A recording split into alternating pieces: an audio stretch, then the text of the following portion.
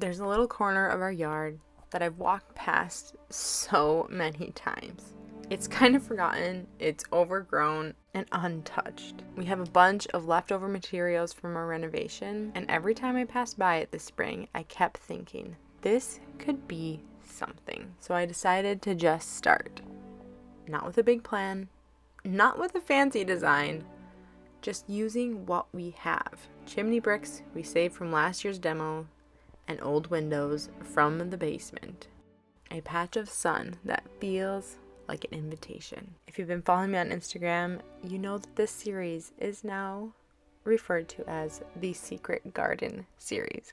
Hey, I'm Katelyn. This is my slow, savory summer. I'm passionate about slowing down, living intentionally, and creating spaces that feel calm, even in the middle of mess and transition. And this garden, well, it's definitely both.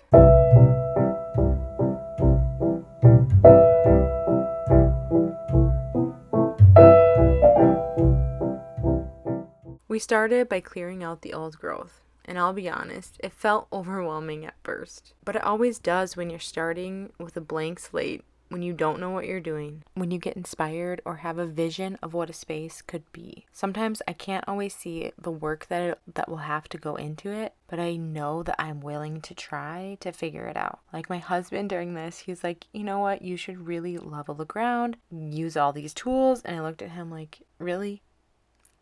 Like I just wanted it to be super simple and for it to come together very quickly. And you know what? Taking the extra time to make sure that the bricks were level, to make sure that the ground below the bricks was level, actually will make it last longer, and it actually makes it look more beautiful.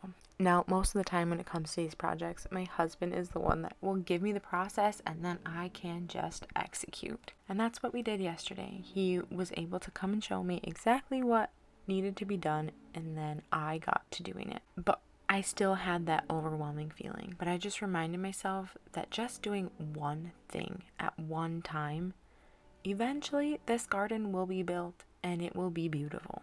It will serve the purpose that I would like for it to have, which is it'll get me outside. It'll help me bond with my kids.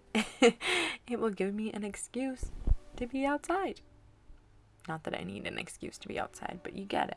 Like, sometimes I just need that reminder that, oh, I need to go check on my garden. I need to make sure that I'm watering it, etc., etc. But I still had that, overwhelming, oh my gosh, how is this going to get done?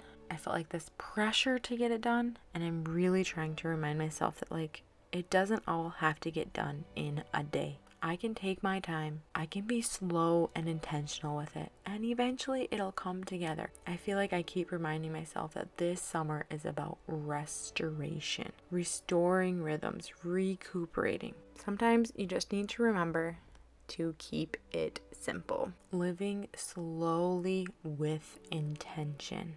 I don't have to be rushed, and neither do you. And slowly, this space started becoming what I pictured. So we're loading up the bricks, and as I was thinking, I was like, wow, this job could be easier. So eventually I started using the 4-wheeler to bring my bricks back and forth. One time I used a dump truck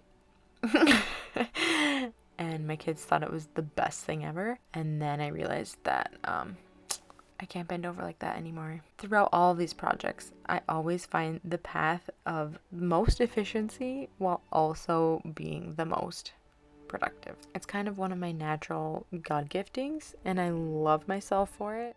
Now, these bricks used to hold up a chimney. Now they're lining the edge of a future garden bed. I honestly love when something gets a second life, and when it happens without spending money or overthinking it.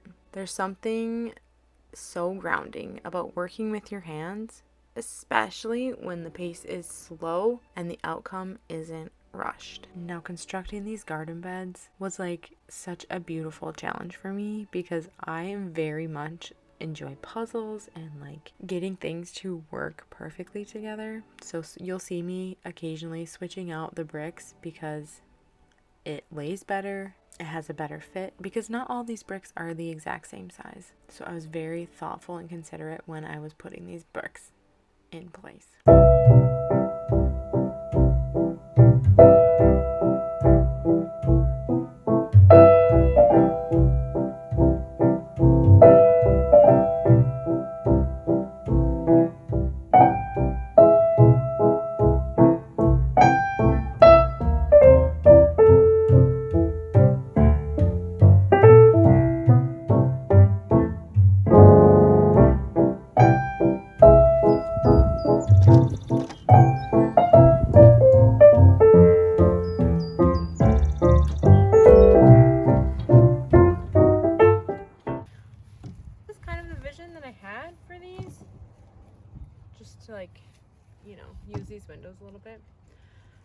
I don't think that's the most kid-friendly thing, but I think it will be okay. Took me maybe an hour, hour and a half to finish this one, so we will try and get the second one done today as well.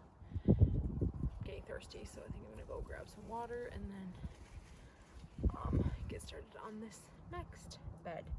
I think it's really cute. I hope it's a good garden for me. We'll see.